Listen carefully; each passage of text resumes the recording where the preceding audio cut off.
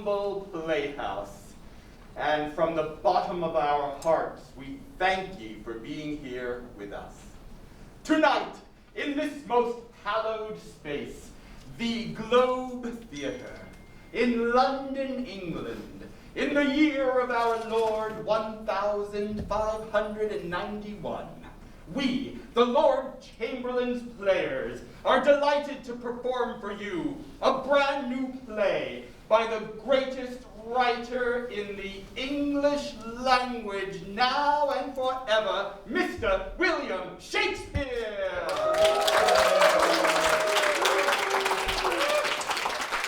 I see thou art familiar with his previous work, King Lear, Macbeth, Romeo and Juliet, contemptuous drivel, compared to the work he has composed for you tonight.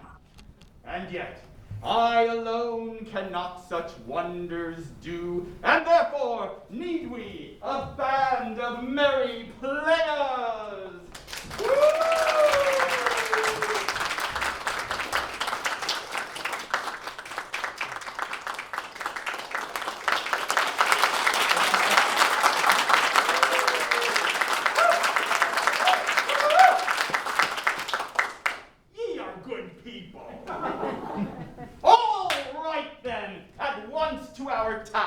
We shall send the actors off into the murky mists of the backstage. No, wait, stay some of you. Return. I think from looking at our audience tonight, it's clear that they are people of great insight, wisdom, and perspicacity. They know William Shakespeare's writing, and they can tell, just by looking at you, choices that Shakespeare has made for you. And therefore, we shall test you. My friends, cast thine eyes upon this gentleman here. And just from looking at him, can you tell, in the play, William Shakespeare has given him something that he is very, very excited about, that has just recently happened to him. What do you think just recently happened to him that is making him incredibly excited? You could just shout it out. You got a new chicken. Yes! That is right. You are brilliant. He got Another Shakespeare. Yes, I see you now. He got a new chicken. Cast thine eyes upon that lady fair, and tell me what is something very valuable, a thing she owns and prizes above all else in her life. The chicken that he just got? Yes! She owns and values that chicken. How did he get it? Only Shakespeare can contrive a plot as intricate as that. And my friends, look ye here upon this gentleman. This gentleman has something of which he is deeply afraid. Of what is he deeply afraid? A vial of poison. A vial of poison and a chicken. But only when they're both in the same room. My friend, sit ye back, for you are about to be amazed by Mr. Shakespeare's play, replete with a man who is ever so excited about his new chicken. A woman who values terribly her chicken. A chicken. A man who was afraid of a vial of poison and a chicken in the same room at the same time. It could happen. What think you is the name of the play? The chicken who has got us away. That's right. The chicken who has got us away. My friend, sit back and enjoy Master Shakespeare's new play, The Chicken Who Has Got Us Away.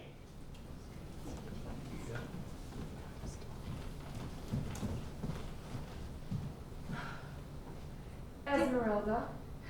Louise. I. What admiring our grand farmland. Louise, the land here is so grand that the leaves dare not touch the ground, for it is so lovely. I, sweet, sweet aunt, I am so delighted that thou wouldst pass the inheritance of all of this fertile land to me instead of thee. Indeed, thou shalt have everything.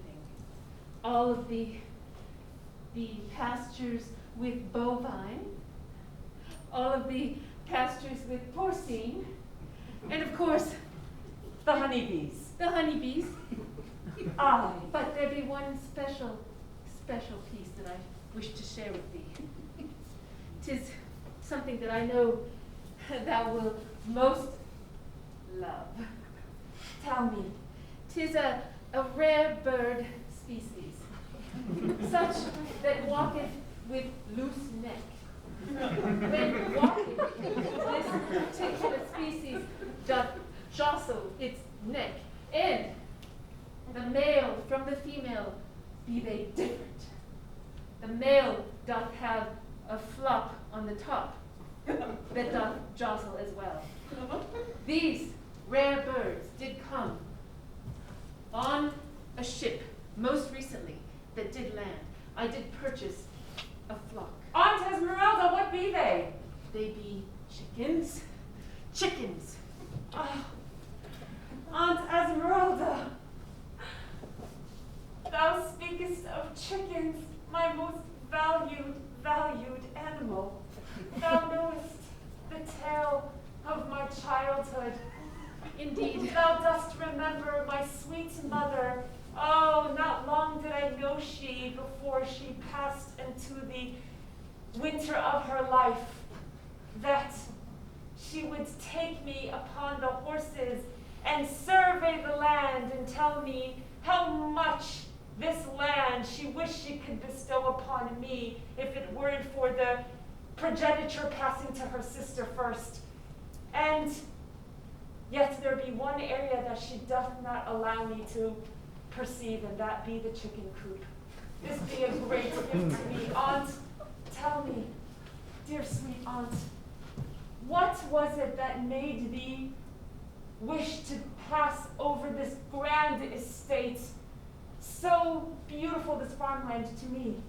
My dear, when thou wast an infant, I did see in thy cradle that thou layest like a small bird.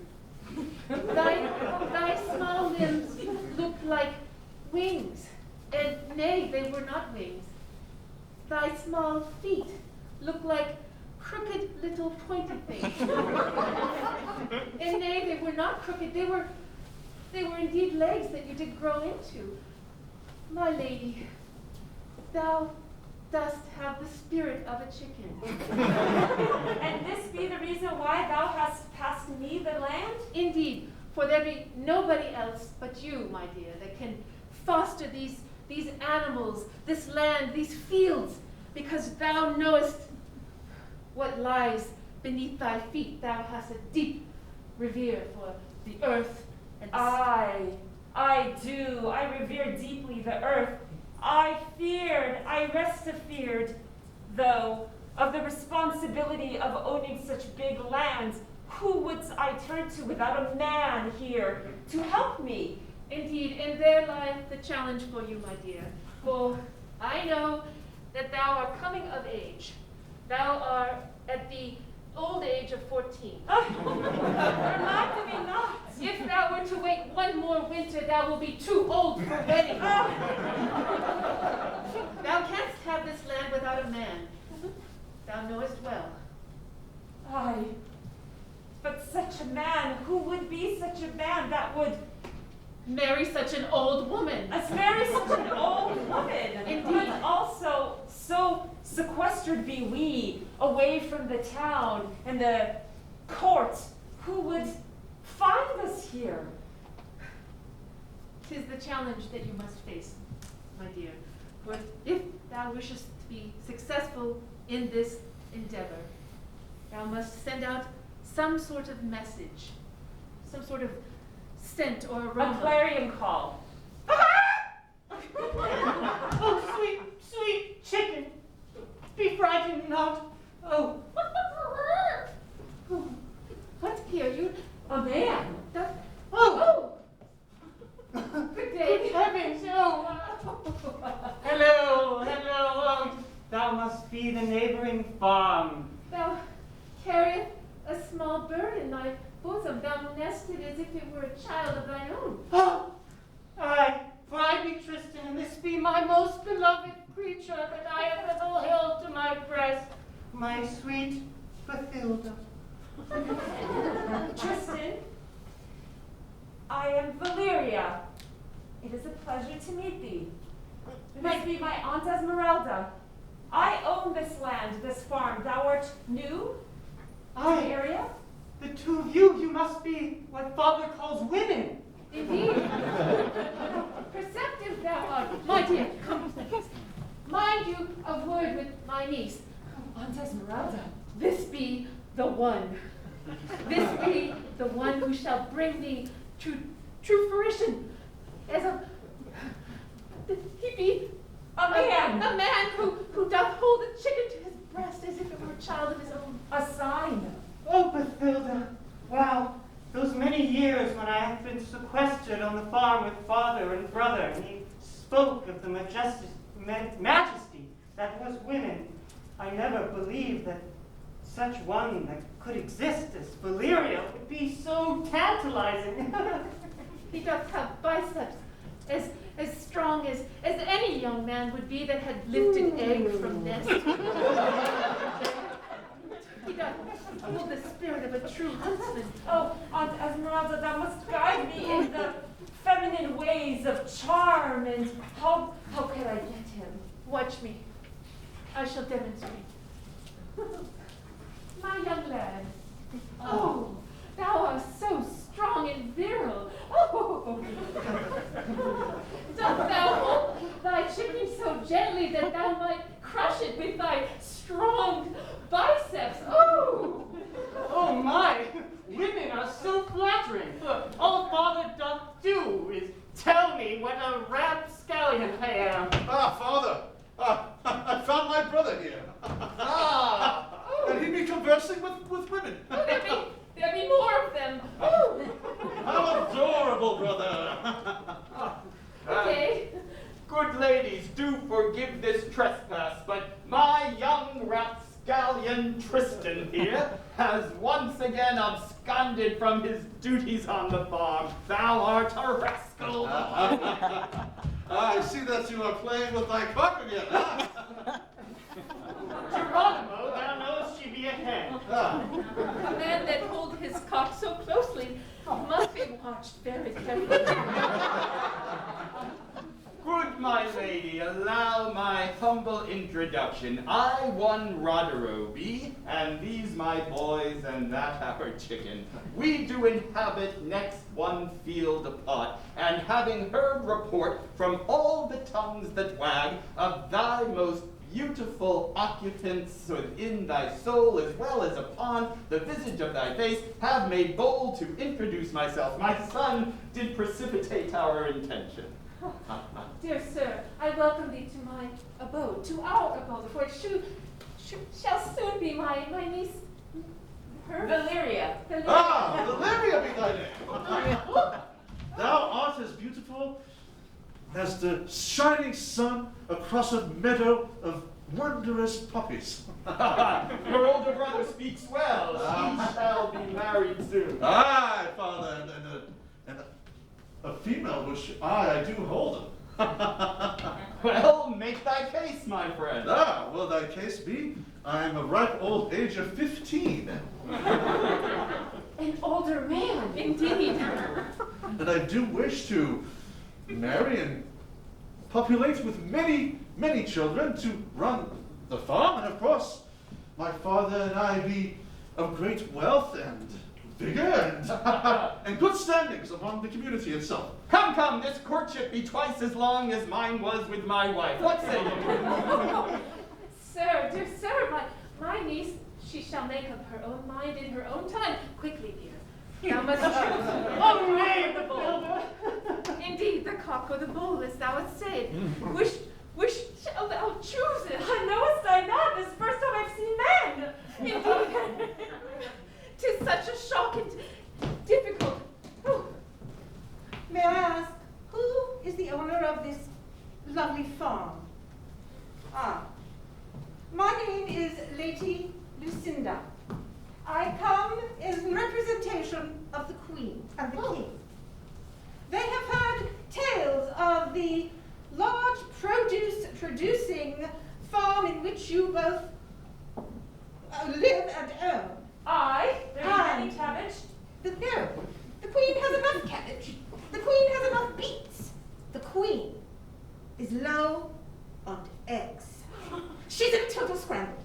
Now, she sent me here to decree that whoever can provide the royal couple with fresh eggs daily will not only be in greatest favor among her and her husband, but will be properly bestowed with lord and ladyships, as well as buckets full of ducats. Huzzah, brother! However, before thou dost celebrate too greatly, there is one, let's say, little catch, and that be, whoever provides the eggs for the royal couple must remain single forever.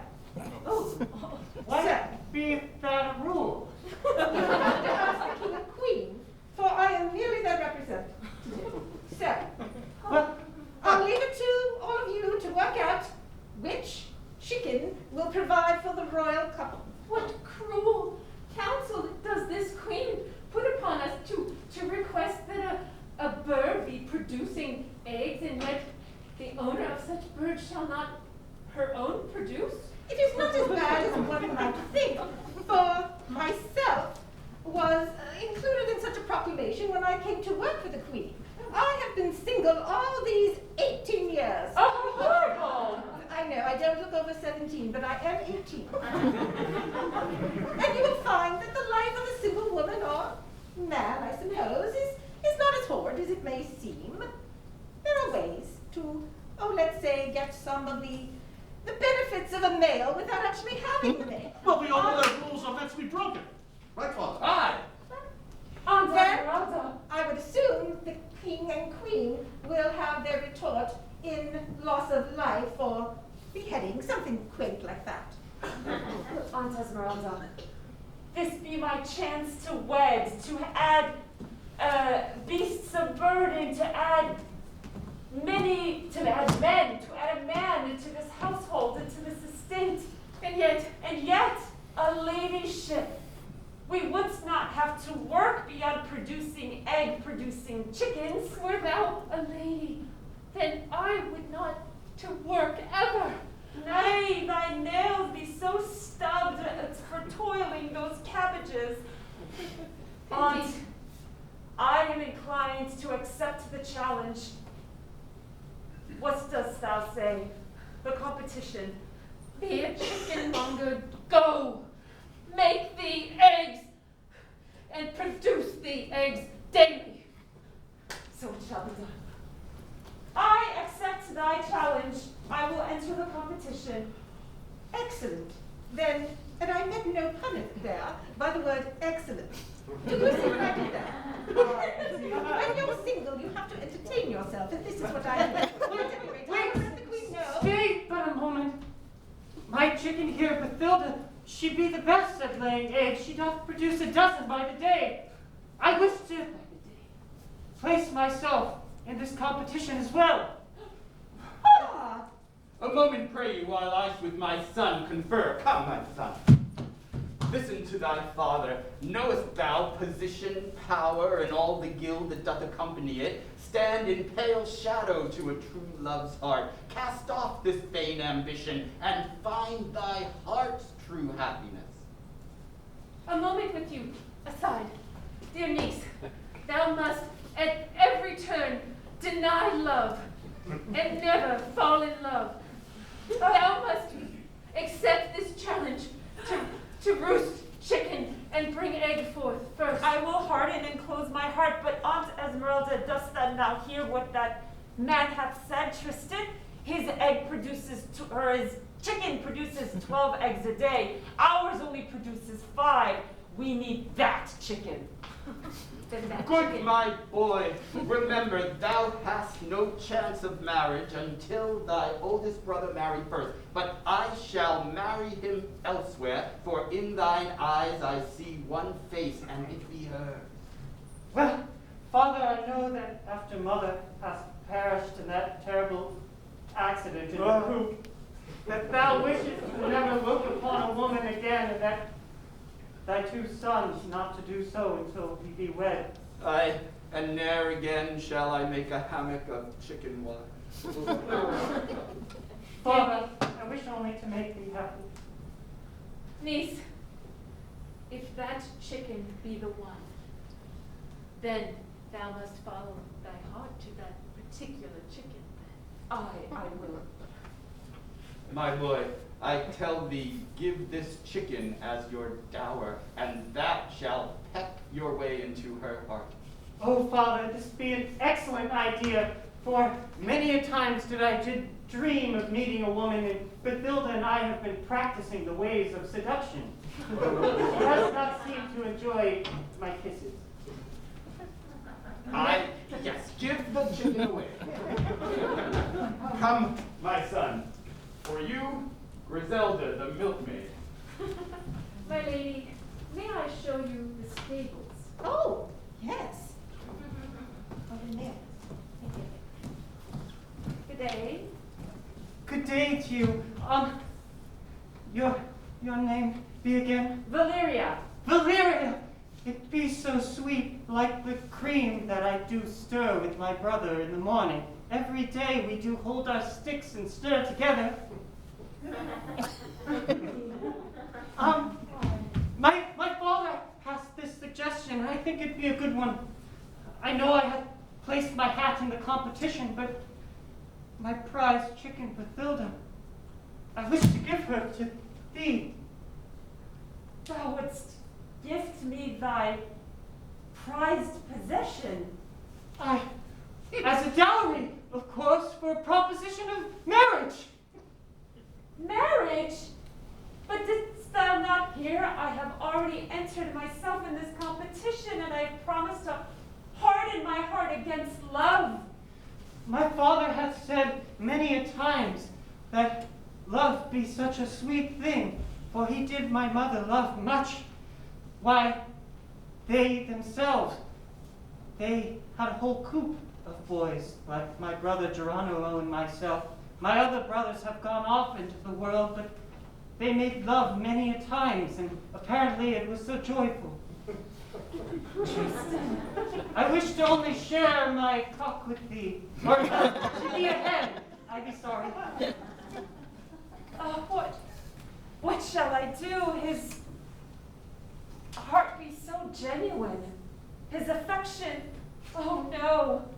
But if I turn against my promise to my aunt, we will be required to continue toiling away at the farm alone.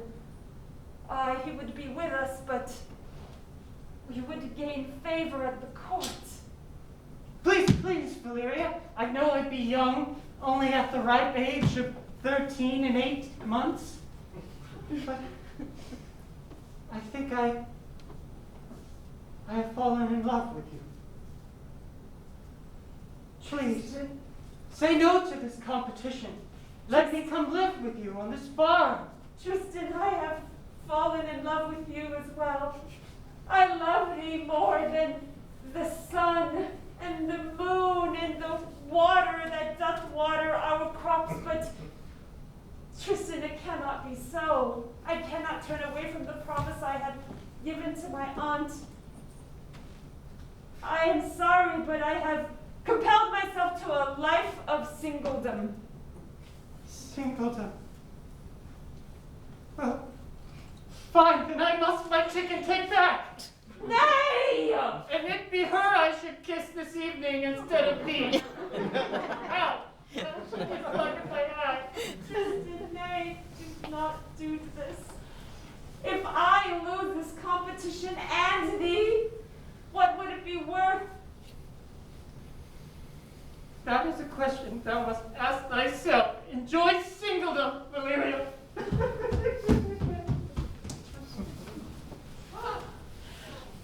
Oh dear, I did but see that young man running away with the hen. Chicken, Aunt, tell me again why I must continue with this competition and turn love away. Oh, Thou knowest it is the only thing I have wanted beyond this far was to be able to feel a heart a-twitter at the sight of a man, and to feel heat in my loins, which I doth to feel now for that man.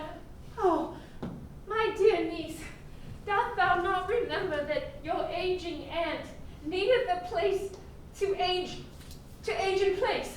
Were it not, I cannot do all of this alone.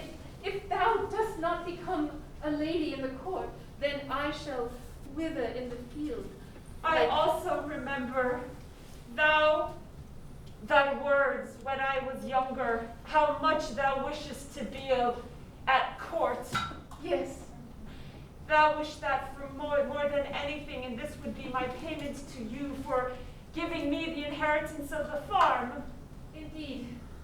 So then if thou wilt not cooperate with this great desire of mine, I may need to pull back on that inheritance that you are offered. The farm? That thou loveth, that bringeth thee life and joy. Thou canst gain the same sort of enjoyment and love and desire from the land as thou canst from a man. Why, thou hast male horses and goats that thou canst look at and watch them prance about with confidence.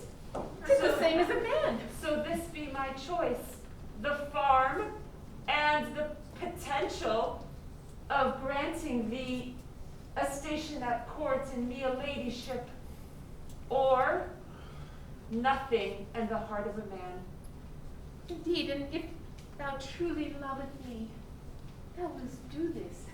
Oh, sweet Aunt Esmeralda, of course I love thee. Yes, for thou hast no mother. 'Tis only I that thou hast, yes?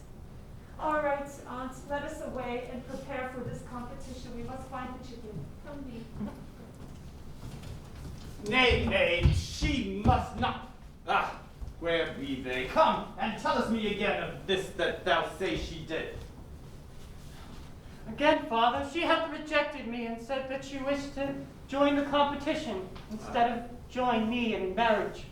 What heavy weight of golden crown and doublet doth partake upon our soul? My son, thou must steel thyself against this barrier which she has most erected in thy way. Thou must prove to her that thy love shall conquer all. And yet, Father, this erection I cannot it pass. Good Father, if only I had known the ways of women afore. Thou hast kept me shielded from them for these many, 13 and 8 months. I should not have told thee that babies come from chicken eggs. That be not true? Nay, nay. Ah, son, lookest thou upon that horse?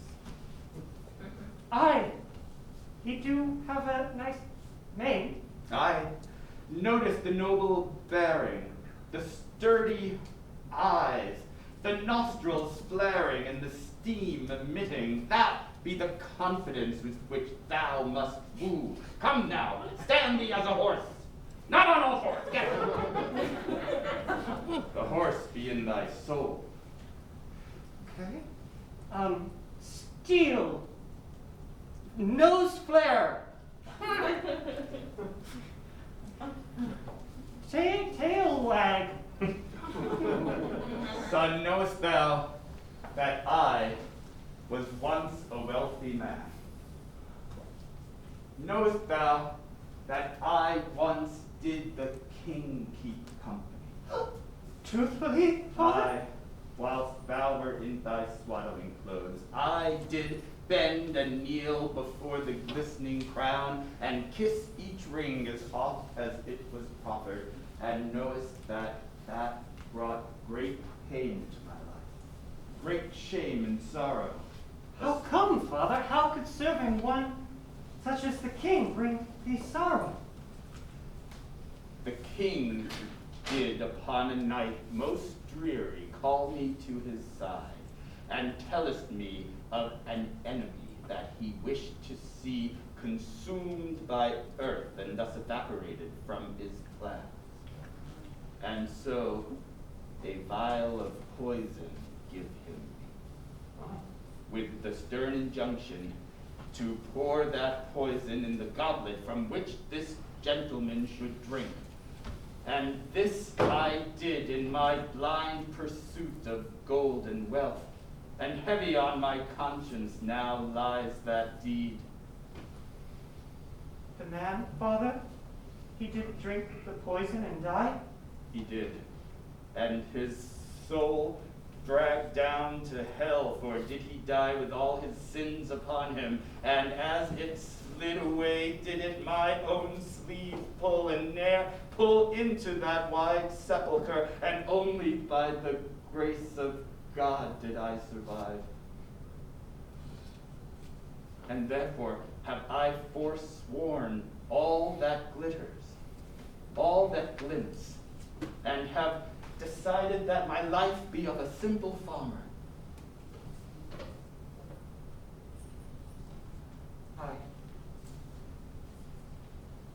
I see now, for these many years toiling away at our farm, I did dream to be in service of the king, for I did think that gold and glitter and such things were of importance.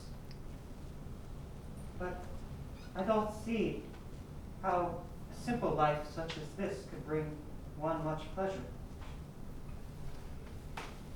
My son, if this sweet woman canst not love thee, poor and dirt-filled as thou art, then she is not for thee.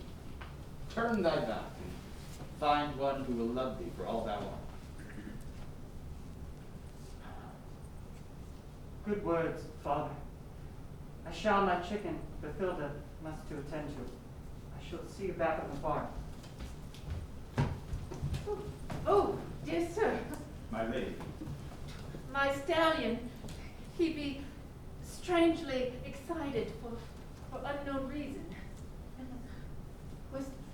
What's thou in my room? my heart doth batter within my ribs. I have not this feeling felt in many years. My lady, forgive this intrusion. Dear Art thou a single woman? How be my heart stir such like this? 'Tis not normal, this beating. Dear sir, single I be. Indeed. I must confess that 'tis as if Cupid drew his bow and shot his arrow here and pierced my heart. For knowest not why my tongue doth speak so freely and mind not my manners, yet I love thee. Dear sir, I have lived upon this land my entire life. Never a man have I touched until now. And these electrical feelings that go through my hands be like thunder and lightning from the sky. Oh, my lady, touch me more. Oh! Aye, my arm, do touch my arm. Oh, dare I not go further? Nay, nay, my leg, I beg of thee, do touch my leg. Oh, dear. Oh.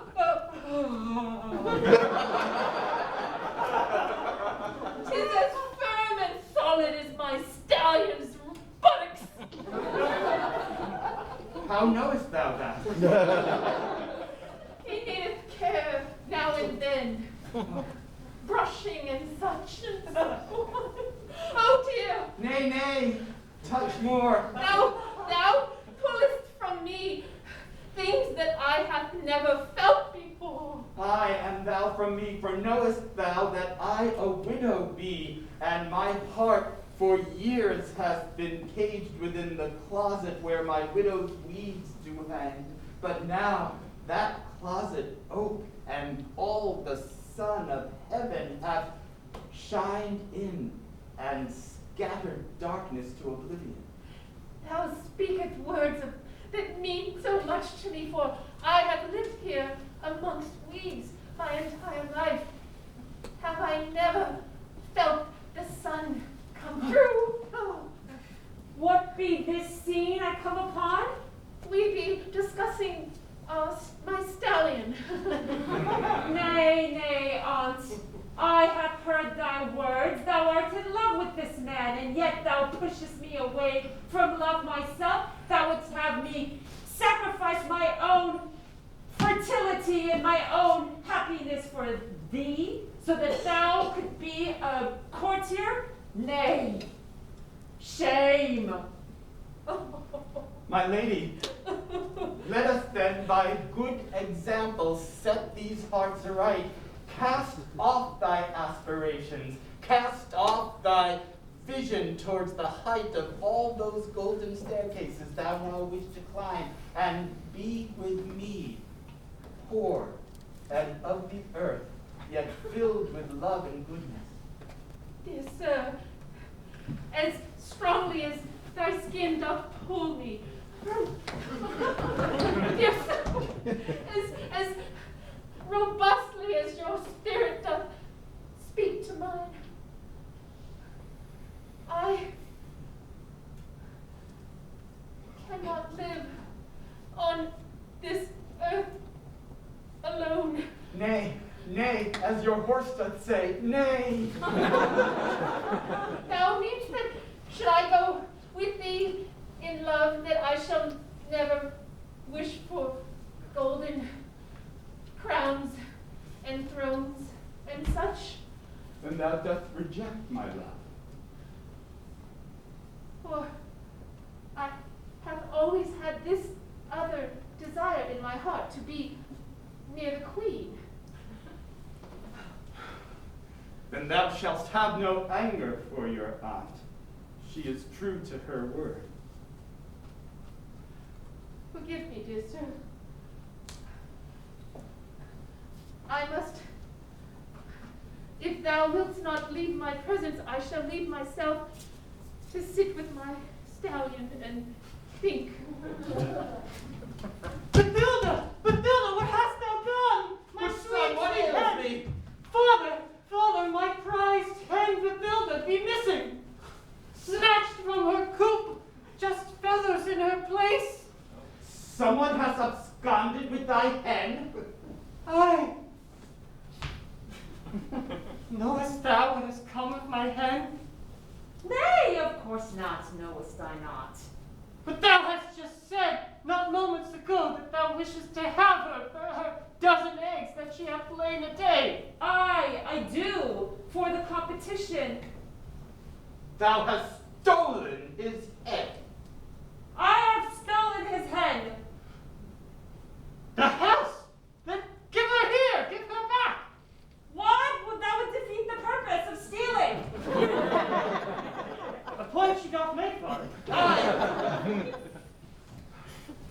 'Tis clear the pear doth fall not far from the branch of which it grew. Do not look at me like that. I be a desperate woman, girl. I be desperate in mind. Forgive me. I do this out of need and desperation. But without thee, that sweet hen Bathilda be my best of friends. She be the one good piece of this earth that when cast down, I have held her since she did crack open from an egg, but a babe chick in my hands, and she did blossom into the most beautiful of creatures. Why wouldst thou take her from me? Okay, I will give her back. I am sorry. I pray thee forgive me. I love thee. Wouldst thou have me still? Nay, this shall not be. Nay, good sir, I have seen the light. Ah, and 'tis sharp and shall blind thee, for thou art dark inside. How canst thou steal from my good son? And now with this so easy conversion, nay, nay, thou art a serpent, see thou crawlest on the ground. Trust her not. Trust none who abide in this house, who shall blinded by the goldish crowns and glittering ornaments be. But father, Nay! I thought thee didst want me to fall in love. What has changed? There be no profit in love, for love is naught but a tiger that does feed upon whate'er chance its path.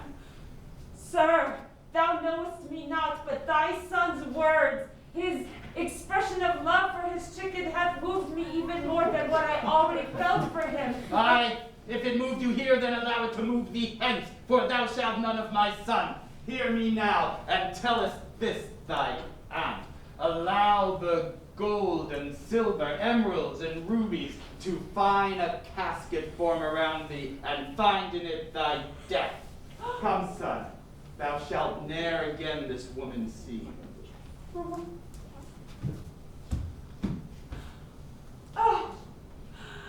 Oh, confused mind hath I as a young girl, for I know that though I have seen 4 and 10 winters and summers, I have been a foolish, foolish girl.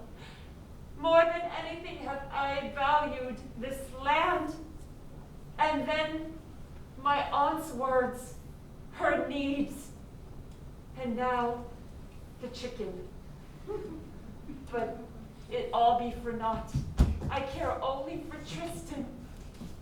Oh, Tristan, if only thou wert here to console me. I'm here. Oh! I have gone against my father's will. Tristan, thou hast returned.